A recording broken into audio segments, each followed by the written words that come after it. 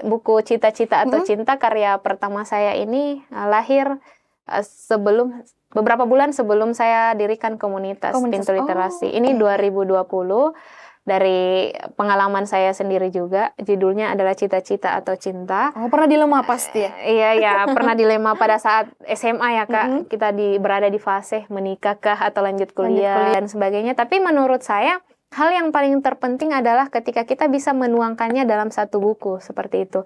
Dan kita tuliskan keresahan kita. Misalnya buku pertama saya judulnya Cita-Cita atau Cinta.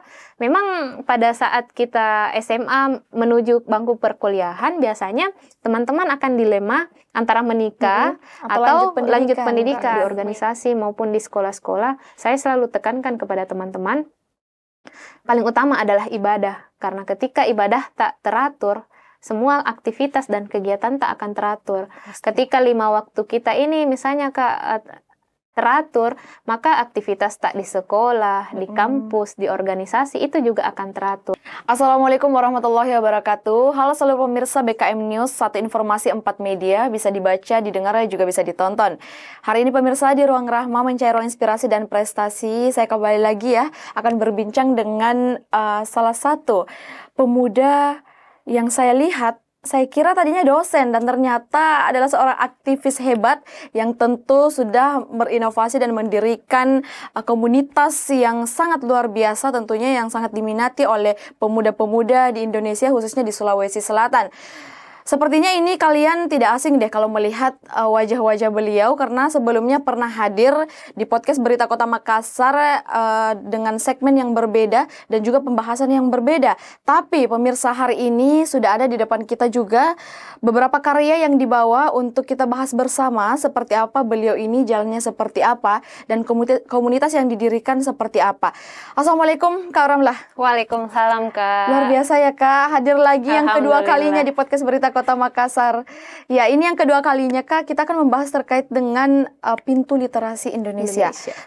Kak Ramlah sebagai founder dari Pintu Literasi Indonesia. Seperti apa komunitas ini tentu akan dijelaskan. Tapi Kak Ramlah sepertinya pemirsa Berita Kota Makassar sudah lupa-lupa juga Kak Ramlah ini siapa. Boleh deh memperkenalkan diri ulang Kak, biar mereka langsung teringat, oh iya saya pernah nonton ini podcastnya. Boleh silahkan Kak Ramlah. Oke, terima kasih Kak. Saya Ramlah. Teman-teman bisa kenal saya dengan Rara.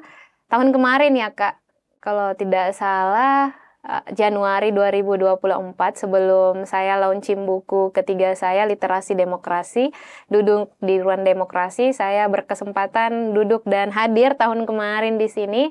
Dan saya adalah, boleh dikata relawan literasi yang domisili di Kabupaten Goa, tepatnya di Desa Tanete, Kecamatan Tompobulu, Kabupaten Goa. Dan 2023 kemarin diamanahkan menjadi Duta Baca Provinsi Sulawesi Selatan.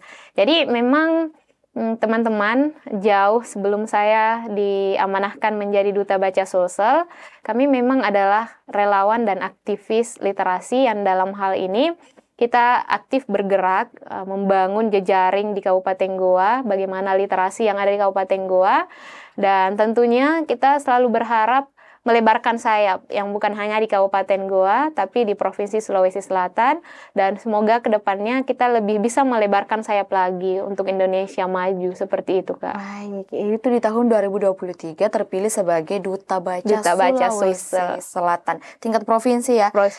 Oke Kak Ramlah, mungkin karena ini sasnya juga sudah ada di depan, jadi real Duta Baca Sulawesi Selatan. Betul. Iya, sasnya tidak mau dipakai nih, tidak tahu nih Kak Ramlah antara gimana ya? Kenapa sasnya tidak mau dipakai, kamu mau dipasang di sini aja? Ya, nggak usah deh Kak. Intinya jati diri setiap orang pasti kalau duta, meskipun nggak dipakai selempangnya atau Kak, pasti akan nampak di seperti itu. Iya. Apalagi kita Duta Baca Sulsel, kita adalah relawan, kita adalah hatinya masyarakat, kita adalah penyambung suara para pegiat literasi, keresahan dunia pendidikan dan dunia literasi, seperti itu Kak. Ini first time saya mendengar omongan dari seorang duta mengatakan relawan. Itu maksudnya bagaimana Kak Ramlah? Jadi begini ya Kak, kita kan duta baca itu motivator, inspirator untuk semua teman-teman yang ada di Duta Baca di 24 kabupaten kota di bawah naungan Dinas Perpustakaan. Kita adalah penyambung suara dari para komunitas-komunitas yang ada di 24 kabupaten kota seprovinsi Sulawesi Selatan. Kita adalah pendengar terbaik dari masyarakat-masyarakat yang punya keresahan tentang permasalahan literasi.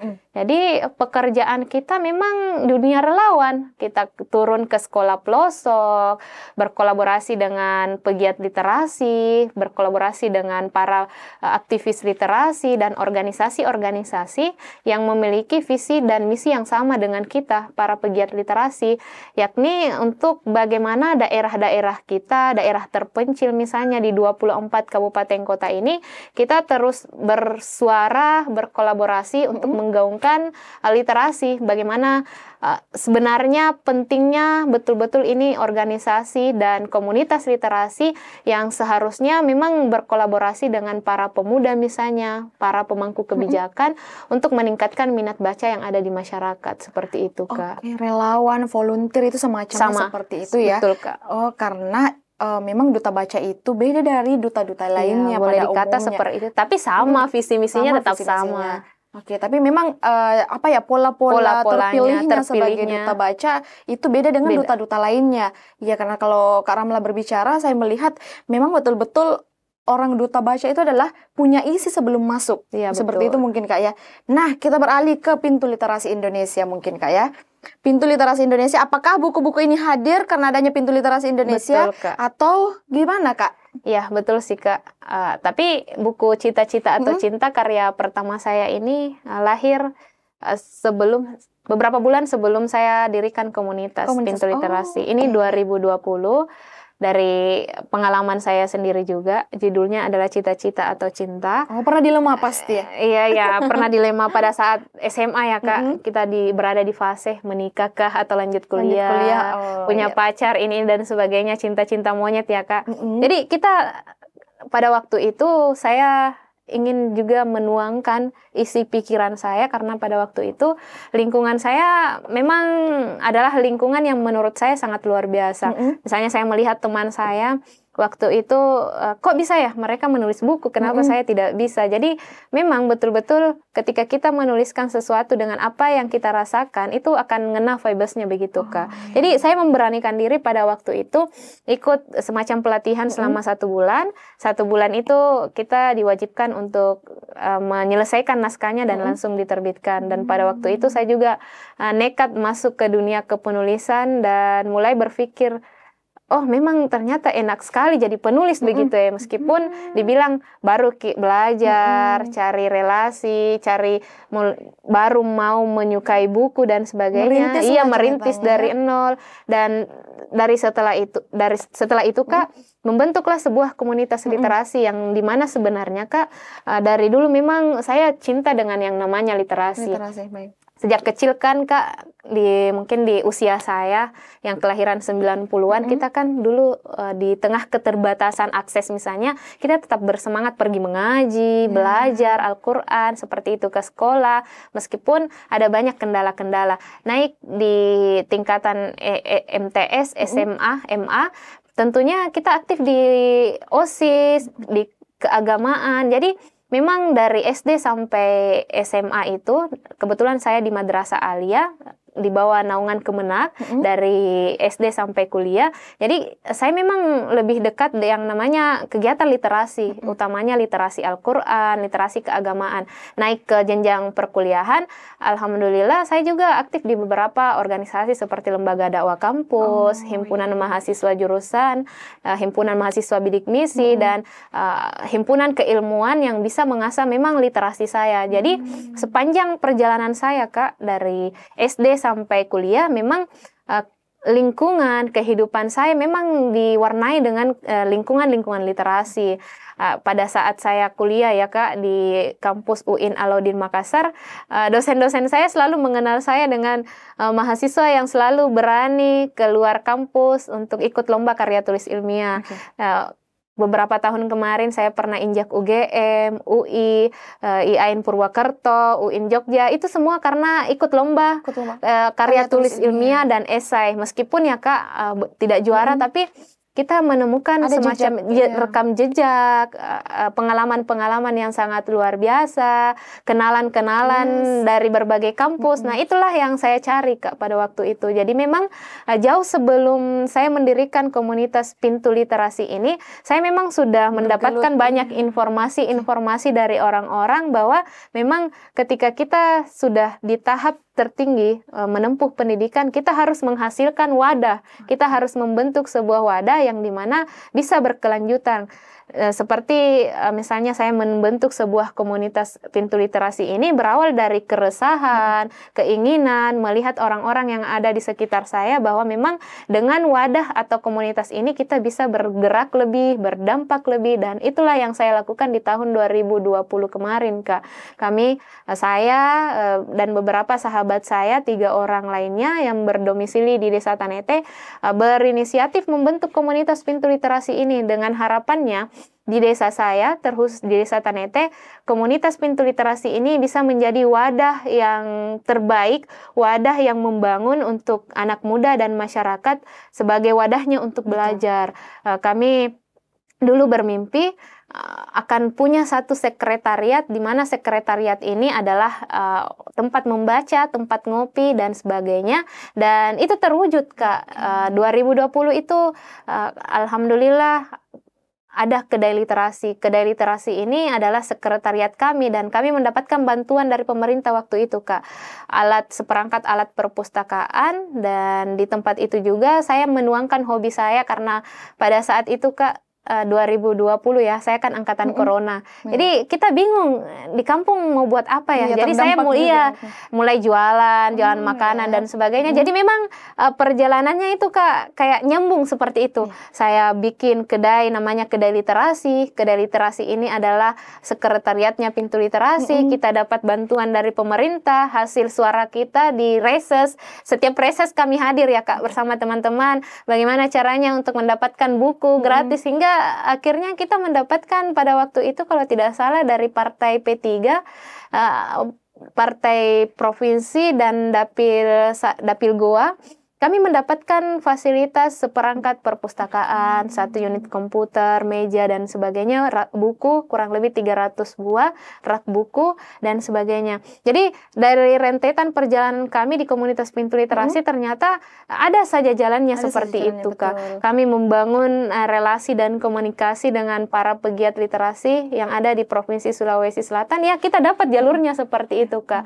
Dan menjadi duta baca di tahun 2023 itu adalah hasil dari keinginan kami bersama membangun komunikasi mulai dari dinas perpustakaan, dinas pendidikan yang ada di kabupaten, kami naik level ke provinsi. Jadi memang sebelum jadi duta baca Sulsel, kalau saya pribadi sudah ada komunikasi dengan orang-orang dinas seperti itu, Kak. Bahkan mereka sendiri yang selalu mengatakan suatu hari nanti, Ra, ketika ada pemilihan duta baca, ikutlah. Jadi saya sempat pada waktu itu tersenyum dan tergelitik. Wah, masa iya spek uhti seperti saya bisa jadi duta? Karena menurut saya, Kak, duta itu adalah dia yang cantik, tinggi, putih. Iya, sedangkan saya adalah orang-orang yang boleh dikata dalam tanda kutip ya, Kak, uhti, dan boleh dikata ya tidak mungkin lah saya bisa show di atas panggung, catwalk dan sebagainya, dilihat banyak orang. Tapi ya, memang yang mengharuskan kita adalah kita harus mampu membangun komunikasi dan relasi yang baik seperti itu, Kak. Oke, ternyata di duta baca itu yang dibutuhkan adalah inovasi, inisiasi dan juga isi dari otak kita, aksi juga paling penting. Betul. Ya, tak salah, memang foundernya sudah lahir dari dunia aktivis sebelumnya, akhirnya kemudian membangun Pintu Literasi Indonesia. Ditambah di tahun 2023 terpilih sebagai duta baca Sulawesi Selatan. Itu berkat dari beberapa perjalanan yang kemudian dilewati oleh Kak Rara sendiri. Saya panggil Kak Rara. Iya, boleh, Kak. Oke, Kak, saya biasanya melihat dan mewawancara itu kemarin-kemarin penulis. Biasanya beliau ini menulis macam-macam lah. Ada keresahan dari temannya, keresahan dari orang-orang sekitarnya. Kalau Kak Rara sendiri ini keresahan dari dirinya sendiri.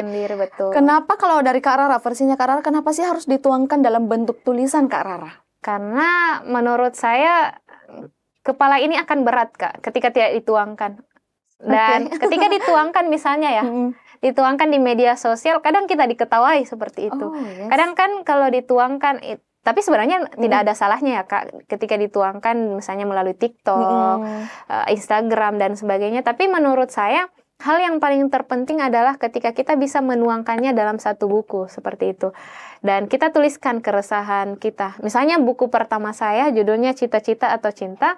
Memang pada saat kita SMA menuju bangku perkuliahan, biasanya teman-teman akan dilema antara menikah atau lanjut pendidikan, mengikuti kata orang tua atau kata hati sendiri. Ya. Makanya pada waktu itu Kak, saya tertarik menulis bagaimana perjalanan saya pada saat Madrasah Aliyah, perjuangan kami menempuh pendidikan. Karena memang Kak, pada waktu itu saya tinggal di rumah guru saya dan saya banyak belajar di sana, belajar misalnya memasak, membersihkan, dan harus menjadi siswa yang berprestasi seperti itu. Nah, inilah dalam buku ini Kak, bagaimana saya dan sahabat saya namanya Mita ya Kak, Mita yang alumni Unismu juga.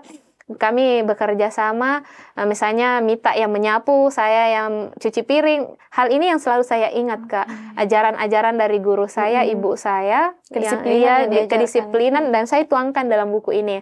Selain itu ada sedikit cerita romansnya Kak, percintaannya, ketika misalnya kita bisa membagi waktu kita antara percintaan misalnya dengan pelajaran, dan dunia romans ini kita jadikan saja sebagai motivasi, jangan fokus ke sana. Tapi wajar sih, masa SMA itu adalah cinta-cinta monyet. Jadi jadikan dunia percintaan itu sebagai motivasi. Dan ending dari buku ini Kak, ini kan novel perjalanan yang isinya fiksi ditambahi semacam fiksi-fiksi seperti itu. Dan memang nyata di buku ini juga saya tuliskan bagaimana perjuangan si pemeran utama dalam buku ini mendapatkan beasiswa pada waktu dia kuliah, bagaimana dia meraih mimpinya, seperti saya katakan tadi, bagaimana dia ikut lomba karya tulis ilmiah misalnya, aktif di organisasi. Dan pemeran buku ini boleh dikata dia lahir dari sosok perempuan yang sudah tidak percaya lagi dengan laki-laki. Kenapa sudah tidak percaya dengan trauma dengan masa SMA-nya yang pernah dipercaya dengan satu orang laki-laki tapi diselingkuhi seperti itu Kak. Jadi pelajaran yang bisa kita ambil dalam buku pertama saya adalah bagaimana kita fokus dengan pendidikan dulu. Kalau cinta itu akan mengikut seperti itu. Fokus dengan kegiatan di kampus, mengagreg diri kita, ikut lomba dan sebagainya. Nah, ini isi dari buku pertama saya Kak. Bagaimana orang tua yang misalnya ya, kita kekurangan kasih sayang, jauh dari orang tua. Saya kan Kak dulu juga tidak tinggal dengan orang tua. Kebetulan orang tua saya pisah dan menikah lagi. Saya tinggal di tante saya, tapi alhamdulillah yang saya dapatkan, saya dianggap sebagai anak dan bahkan melebihi dari kasih sayang orang tua. Dan dari situ Kak, saya belajar bahwa ternyata di tengah kekurangan kita dari segi ekonomi, karena saya juga berasal dari keluarga yang boleh dikata yang mencukupi lah, keluarga petani, dan kita harus berusaha sendiri. Sebelum saya kuliah Kak, 2016, saya kan angkatan 2016 ya. Saya gebiar, nganggur setahun, dan saya kerja sebagai ART, sebuah pekerjaan yang menurut orang itu ya rendah lah seperti itu. Saya menggantikan almarhumah ibu saya pada waktu itu 2016 sebelum beliau berpulang ke rahmatullah. Jadi pada waktu itu Kak, dari rentetan perjalanan saya memang saya berniat untuk menuliskan dalam satu buku seperti itu. Saya jadikan inspirasi dan motivasi untuk semua teman-teman generasi muda hari ini bahwa kekurangan kita, apa yang kita miliki, meskipun kita berasal dari anak kampung kaki gunung sekalipun, kita wajib berkarya, kita wajib survive, karena pemerintah sudah menyediakan yang namanya beasiswa, kita bisa mencarinya seperti itu Kak. Jadi inti dari buku ini Kak, saya ingin menyampaikan kepada semua teman-teman bahwa kita wajib berpendidikan, meskipun kita perempuan, jauh dari kota, kita wajib berpendidikan. Oke, jadi inti dari buku Cita-Cita atau Cinta itu akhirnya kesimpulannya mengharuskan untuk perempuan itu harus punya pendidikan. Betul sekali, dan terbukti sekarang sekarang seperti itu ya Kak. Betul, hal yang paling dibutuhkan seorang perempuan adalah pendidikan yang menyelamatkan. Ternyata bukan laki-laki yang menyelamatkan Kak, tapi pendidikan. Betul sekali. Nah, kita kembali ke literasi, pintu literasi tadi Kak. Membangun sebuah komunitas itu tidak mudah. Banyak sekali yang perlu dipikirkan, Betul. banyak sekali tantangannya, pasti banyak sekali ocehan-ocehan dari orang juga. Ocehan-ocehan. Bagaimana kalau dari Kak Rara sendiri menghadapi tantangan-tantangan seperti itu? Apakah hal kecil karena seorang aktivis atau ini malah membuat Kak Rara pernah down atau bagaimana Kak Rara? Ya pastinya sih Kak, down itu setiap orang pasti selalu ada. Tapi saya ketika mau menyerah Kak, saya mengingat bahwa saya memulai ini tidak mudah loh. Betul. Saya memulainya dari nol, dari akar rumput dan niat yang baik. Dan saya selalu percaya Kak, ketika Allah merestui perjalanan kita dengan ikhlas, pasti selalu ada jalannya. Betul yang dikatakan oleh Kakak bahwa merintis organisasi itu dari nol, tidak dikenal oleh siapapun, menjadi hari ini bukan hal yang mudah. Kalau internal kami boleh jujur ya, internal kami ya pasti setiap komunitas itu ada ujiannya. Entahkah pembagian job desk dalam komunitas, SDM yang kurang, kita butuh SDM misalnya bagian media, kepengurusan dan sebagainya. Nah itulah yang kami rasakan saat ini Kak, di komunitas Pintu Literasi yang sudah berjalan 5 tahun insya Allah. Tapi jujur setiap komunitas, beberapa komunitas yang saya dirikan Kak, memang kita perlu yang namanya sedikit bersabar, menurunkan ego kita. Banyak isi kepala yang Kak bergabung, dan ketika ego kita yang lebih besar, komunitas ini akan berhenti dan stagnan di situ saja. Jadi kalau saya pribadi Kak bersama teman-teman founder yang sudah 2 orang founder saya yang sudah menikah dan yang sebelumnya sudah aktif bergerak, kita bersama-sama, sisa 2 orang saya dan 1 orang founder saya lagi yang sedang sibuk menjadi tenaga pendidik di kecamatan saya juga. Kita terus berupaya agar bagaimana ke depannya kita mampu berkolaborasi. Meskipun teman saya ini sudah menikah, tapi harus meluangkan waktunya dan kita terus mengaktifkan kolaborasi kita, komunikasi kita. Bagaimana ke depannya kita terus menasehat dalam hal ini, mewadahi semua teman-teman agar komunitas ini tetap eksis dan berjalan dan berdampak di Kabupaten Goa, terkhusus di Provinsi Sulawesi Selatan. Jadi kesimpulannya Kak, pada dasarnya semua komunitas itu punya tantangan masing-masing. Ujiannya sama. Mau tetap konsisten berjalan atau stagnan di situ saja. Turunkan ego kita. Jangan masuk komunitas cari kehidupan di komunitas, tapi hidupilah komunitas tersebut. Kita hidupi, warnai komunitas tersebut dengan karya-karya kita, bukan kita yang mencari hidup. Apalagi di komunitas literasi ya Kak, tidak ada uang dan sebagainya. Kita yang independen. Jadi kita memang mencari orang yang sukarela, dan mencari orang yang sukarela ini tidak mudah loh Kak. Kita dari modal ribuan pemuda yang ada misalnya di Kabupaten Goa, tidak semua orang suka literasi. Jadi untuk mengajak orang-orang mencintai literasi itu paling tidak dalam satu desa adalah 1-2 orang. Satu kecamatan adalah yang minat.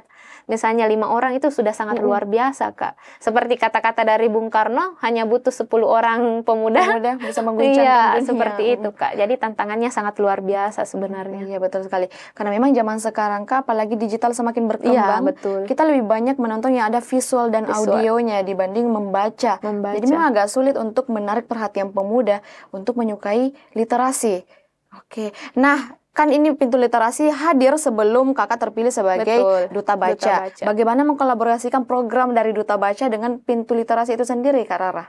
Kalau dikatakan kolaborasi itu sangat sejalan, relevan sekali sejalan.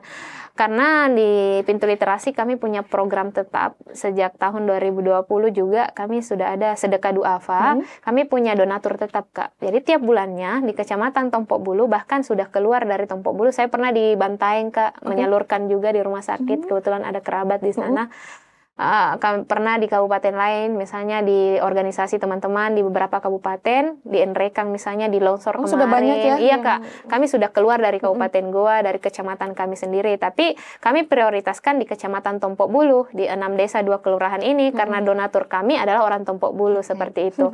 Setiap bulannya kami turun ke duafa, dan untuk bulan ini insya Allah segera disalurkan. Jadi ketika bertanya Pintu Literasi di kecamatan saya, pasti orang-orang kenal Kak, karena memang kita ada program sedekah duafa. Yang pertama sedekah duafa, kita punya sekretariat di Kedai Literasi, anak-anak yang ada di Desa Tanete dan sekitarnya bisa datang membaca karena kami ada fasilitas buku. Setiap tahunnya kami ada milad dan perayaan 17-an, ada lomba-lomba tradisional misalnya angaru, puisi, asan dan sebagainya. kegiatan-kegiatan yang happy untuk anak-anak, misalnya lomba lari di depan kedai dan sebagainya. Dan kami ada program kolaborasi lain, Kak. Misalnya kita Duta Baca Sulsel berkolaborasi dengan Pintu Literasi, dengan pegiat literasi yang ada di Kabupaten Goa, Forum Literasi Goa. Jadi beberapa program lainnya adalah kolaborasi dengan pemerintah misalnya. Memang sangat penting Iya, kali penting kolaborasi itu. dengan desa. Desa kan desa, kecamatan dan kabupaten saat ini Kak punya program yang sama, yakni literasi. Jadi memang sangat relevan seperti itu, Kak. Dan kalau ditanya apakah Duta Baca Sulsel dengan Pintu Literasi itu sangat relevan, Kak. Karena yang membawa saya sampai masuk ke Duta Baca adalah komunitas Pintu Literasi, Kak. Komunitas Iya, betul. literasi. Apakah kalau kita mau mendirikan sebuah komunitas itu harus punya harus punya prestasi atau seperti apa? Mungkin ada yang bertanya seperti itu ya, karena banyak sekali kalau ketika saya mengundang founder-founder dari literasi. dari literasi maupun di luar dari komunitas literasi itu, biasanya ada yang bertanya, apakah kalau kita mau mendirikan sebuah komunitas, kalau dari Kak Rara ini selaku founder dari Pintu Literasi, apakah kita harus berprestasi tuh Kak Rara? Kalau berprestasi sih Kak, menurutku itu poin plus ya. Tapi yang paling pertama adalah keinginan. Keinginan orang-orang yang ada di samping kita, di sekitar kita. Yang paling utama niat kita sih Kak. Ketika niat kita baik, insya Allah seperti yang saya katakan tadi, Allah selalu membersamai kita. Orang-orang baik selalu membersamai kita. Misalnya saya kemarin cita-citaku memang tuh Kak, harus ada komunitas literasiku, ada wadahnya, tempatnya seperti sudah itu. lama dipikirkan ya? Sudah lama dipikirkan. Suka Kak juga jualan, jadi harus ada satu tempat yang bisa Kak menghasilkan uang, bisa juga jalan komunitasku. Dan itu tidak mudah loh Kak, maksudnya harus menurunkan ego, harus cekcok sama keluarga, bilang mau Kak ini dan sebagainya, dan itu tidak tantangannya toh Kak. Jadi memang yang paling utama kalau mau dirikan komunitas adalah keinginan. Niat tak toh. Jadi ketika ada keinginan dan niat tak, harus cari teman sefrekuensi. Mau dirikan komunitas sosial, cari teman yang suka dunia sosial. Ini ada temanku yang suka dunia volunteer, ajak misalnya 3-4 orang atau paling tidak 2 orang lah. Setelah ada founder atau CEO founder, cari pengurus. Setelah itu pengurus rekrut seperti itu Kak, dan akan berjalan seperti itu. Mengalir sendiri. Oke. Kemudian sudah ada Pintu Literasi Indonesia, sudah terpilih menjadi Duta Baca Sulawesi Selatan. Akhirnya sudah terbit 3 buku. Buku pertamanya ini ya, Cita-Cita atau Cinta. Kedua, Jajak Waktu. Ketiga, Literasi Demokrasi, Duduk di Ruang Demokrasi. Oke. Ada lagi yang sementara OTW atau? Insya Allah Kak, doakan saat ini ada temanya Kapan Menikah. Oke, kapan menikah. Ini ya? Keresahan dari pribadi ya. Pribadi dan juga. Banyak orang ya banyak kali. orang ya. Berarti kita tunggu-tunggu ini ya, buku boleh, yang Kak. akan launching. Insya Allah segera launching bukunya. Segera launching. Open PO dulu. Oke, jadi sudah OTW 4 dong buku yang akan launching ya. Oke. Nah, ini mungkin sebelum kita berakhir, adakah tips and trick untuk seluruh pemirsa Berita Kota Makassar dari Kak Rara sendiri selaku founder dari Duta Pintu Literasi Indonesia dan juga selaku Duta Baca Sulawesi Selatan, bagaimana sih kita memanage waktu kita sebagai seorang literatur, sebagai seorang penulis, dan juga sebagai seorang pendiri komunitas? Silakan Kak Rara. Kalau tips dan trik, mungkin setiap orang berbeda-beda ya Kak. Pasti. Saya kembali lagi, selalu mengatakan pada diri saya sendiri, begini Kak. Saya umpamakan sebuah makanan, tidak semua orang suka makan misalnya pangsit seperti itu. Tidak semua orang suka makan mie. Jadi saya kembalikan kepada pribadi setiap orang. Jadi teman-teman, tips dan trikku adalah kembali kepada diri tak masing-masing. Misalnya saya cinta dengan buku, tentu saja saya harus memulai dari nol, mencari orang-orang yang suka buku, orang-orang yang minat buku seperti itu. Ketika teman-teman suka musik, teman-teman harus berteman dengan orang-orang yang suka musik seperti itu. Jadi kembali ke niat kita masing-masing. Berkaitan dengan tips dan trik, sebenarnya yang mengendalikan diri kita adalah diri kita sendiri. Seperti itu. Memanajemen waktu, mengatur waktu diri kita sendiri. Dan itu dimulai dari kebiasaan, Kak. Saya tidak mengatakan adalah saya orang yang pandai mengatur waktu dan sebagainya. Tapi saya banyak belajar dari orang-orang yang sudah sukses dan berhasil. Misalnya mungkin ketika kita membaca buku motivasi almarhum B.J. Habibie, di waktu mudanya dia sangat pintar mengatur waktu, dan paling utama katanya ibadahnya, Kak. Saya setiap bawa materi itu, Kak, di organisasi maupun di sekolah-sekolah, saya selalu tekankan kepada teman-teman, paling utama adalah ibadah. Karena ketika ibadah tak teratur, semua aktivitas dan kegiatan tak akan teratur. Ketika 5 waktu kita ini misalnya, Kak, teratur, maka aktivitas tak di sekolah, di kampus, di organisasi itu juga akan teratur. Jadi untuk tips dan triknya, kembali kita bertanya kepada diri tak sendiri, apa yang sebenarnya diriku suka. Ketika teman-teman suka olahraga, ya kita kembangkan olahraga itu. Ketika teman-teman suka memasak, kembangkan memasak ini supaya bisa menghasilkan, boleh jadi uang ya, Kak. Bisa menghasilkan uang, karena kita tidak bisa munafik. Hari ini teman-teman memang aktif organisasi, besok lusa pasti akan membutuhkan uang dan sebagainya. Jadi kembali ke diri kita sendiri, tanyakan kepada diri teman-teman, saya siapa? Misalnya Rara ini siapa? Rara ini suka apa? Saya suka apa? Jadi mulai kita petakan bahwa diriku suka apa, dan mulai aktualisasikan kecintaan kita. Misalnya teman-teman suka pertanian, ya mulai cari orang-orang yang suka pertanian. Dan mulai bangun komunitas kita. Komunitas apa? Komunitas pada diri kita sendiri, keluarga kita, dan sampai pada bagian-bagian terbesar hingga kita mampu berdampak dengan orang banyak. Untuk tips dan triknya, ya teman-teman itu sudah bisa mengakses di internet misalnya. Tapi kembali ke jati diri teman-teman, niat teman-teman, apakah mau tidak? Meskipun banyak tips dan trik dari orang lain, tapi kemauan kita sendiri tidak ada, itu sama saja, Kak. Jadi kembali ke diri masing-masing, apakah sudah adakah kemauan untuk ke sana, ini dan sebagainya.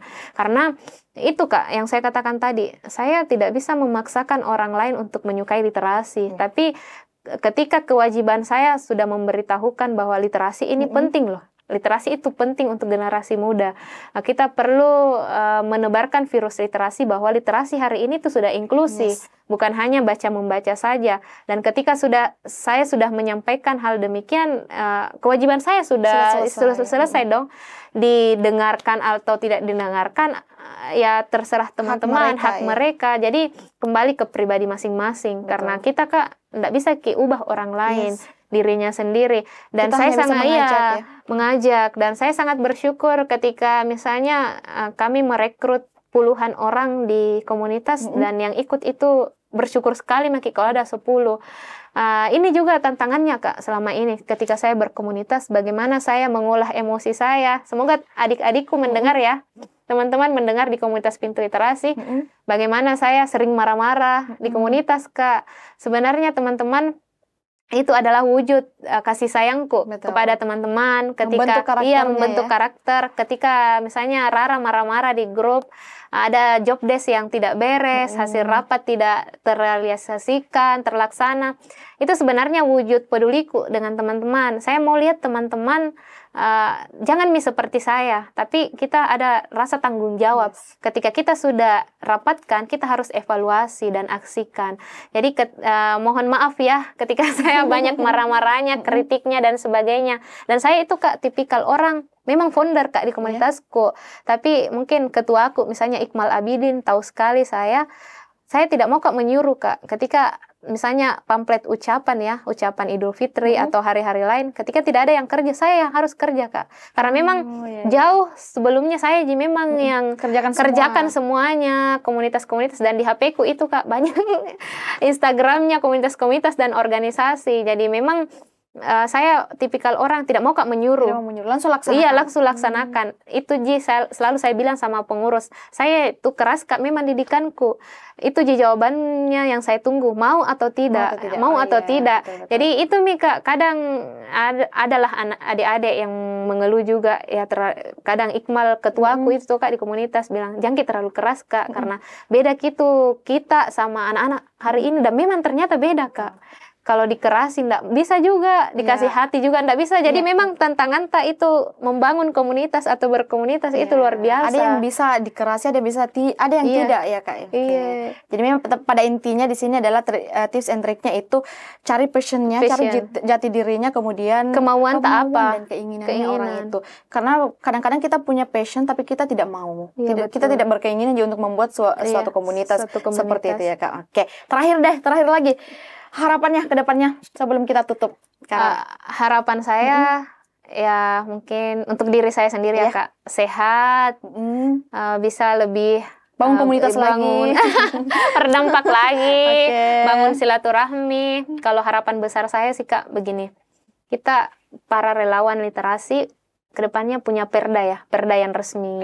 Ini harapan saya. Ini yang ada yang diperjuangkan, yang ada kalau tidak salah ya, yang ada perdanya itu cuma Kabupaten Maros. Terima kasih Kabupaten Maros, terima kasih Pak Bupati karena sudah memberikan contoh yang sangat luar biasa. Ibu Bupati, para pejuang literasi, di sana ada senior kami juga yang menyusun perda literasi. Dan semoga di kabupaten-kabupaten lain, terkhusus kabupaten saya sendiri, amin, kami terus berupaya. Semoga kedepannya perda literasi ini ada di 24 kabupaten kota. Kita butuh lebih lagi support dari pemerintah, lebih lagi ya Kak. Sudah ada support, tapi kami membutuhkan lebih lagi support dari pemerintah. Bagaimana kedepannya memang kita fokus berkolaborasi, pemerintah, aktivis, dan komunitas, dan semua organisasi yang ada di Provinsi Sulawesi Selatan secara resmi menggaungkan akan pentingnya literasi, meskipun sudah ada upaya ya Kak. Sudah ada upaya dari pemerintah, tapi menurut saya pribadi, kita harus lebih mempererat simpul kita, memperkuat kolaborasi kita, karena literasi hari ini sudah inklusi sosial, segala sektor lingkungan, pariwisata, baca tulis, apalagi pendidikan, pemberdayaan. Jadi perlu dikembangkan lagi. Kita kolaborasi untuk Sulsel hebat dan Sulsel kuat. Dan ketika literasi kuat, insya Allah Sulawesi Selatan akan hebat seperti itu Kak. Jadi harapan saya itu, jika kedepannya kita lebih bisa mengeratkan simpul kita, para relawan literasi, duta baca di 24 kabupaten, duta baca pelajar, teman-teman, relawan literasi, komunitas literasi, kita harus terus terkoordinir dari Dinas Perpustakaan, Dinas Pendidikan, karena semuanya nyambung ya Kak. Dinas Perpustakaan, Dinas Pendidikan, Dinas Pemberdayaan Pemuda, Dinas Pemberdayaan Perempuan, Dinas Pemuda dan Olahraga, dan dinas-dinas lainnya. Banyak supporternya Kak. Jadi harapan saya ke depannya kita memang, meskipun ada ya Kak, sudah luar biasa, jujur, sudah sangat luar biasa di Provinsi Sulawesi Selatan. Kebetulan kemarin Kak, di Hari Kartini kami mengundang Ibu Gubernur menjadi pembicara juga, dan luar biasa support beliau. Dan kami sangat bersyukur sambutan Ibu itu kemarin. Memang kita harus kolaborasi. Semua organisasi perkuat. Semua duta, kata Ibu kemarin, Ibu Gubernur, semua duta harus kolaborasi karena tujuan kita sama adalah visi misi kita sama untuk menjadikan Sulsel hebat dan Sulsel literasi. Itu mungkin yang pastinya itu semoga kedepannya ada perda juga di Sulawesi Selatan. Perda literasi. Perda literasi di Kabupaten Goa khususnya juga ya. Dan kabupaten lainnya. Terima kasih Kak Rara sudah menyempatkan waktunya hadir dan berbagi cerita. Saya Kak kemarin selalu lihat story-nya Iqmal. Iya, terkait dengan bukunya nih Kak, bukunya Iqmal. Iya, ada juga ya. Berarti ini hasil dari Pintu Literasi. Iya. Saya sering melihat story-nya Kak, dan saya tidak tahu Pintu Literasi ini foundernya siapa. Tahu-taunya yang saya kenal Kak Rara ini adalah seorang duta baca Sulawesi Selatan. Ternyata juga seorang founder dari Pintu Literasi Indonesia. Oke, sukses terus Kak, dan amin, Kak. Semoga lancar bukunya launching nanti yang keempat. Nanti jangan lupa mungkin kita bedah buku lagi di sini. Beda buku lagi ya Kak. Di segmen selanjutnya kayaknya buku lagi ya Kak. Ini bukunya menarik. Apa judulnya nanti Kak? Kapan Menikah. Kapan Menikah. Seni berdamai dengan diri sendiri. Oke, ini agak kekinian banget ya. Self Iya, improvement banget. Betul sekali. Oke Kak, saya tutup ya. Dan untuk pemirsa Berita Kota Makassar, kisah inspirasi dan prestasi lainnya tentunya ada ada di kanal YouTube BKM News yang menyajikan satu informasi 4 media. Bisa dibaca, didengar, dan juga bisa ditonton. Bersama saya Rahma dan juga Kak Rara atau Kak Ramlah pada hari ini yang sangat luar biasa, seorang aktivis perempuan hebat yang sudah melaunchingkan 4 buku, yang saat ini sudah ada 3 buku yang tersedia di depan kita. Silahkan mungkin kalau mau beli dan baca, Boleh, melihat pengalaman-pengalaman dari seorang founder kita ini, DM aja. Duta Baca Sulawesi Selatan. Oleh karena itu pemirsa, kita tutup sama-sama Kak Rara. Wassalamualaikum warahmatullahi wabarakatuh.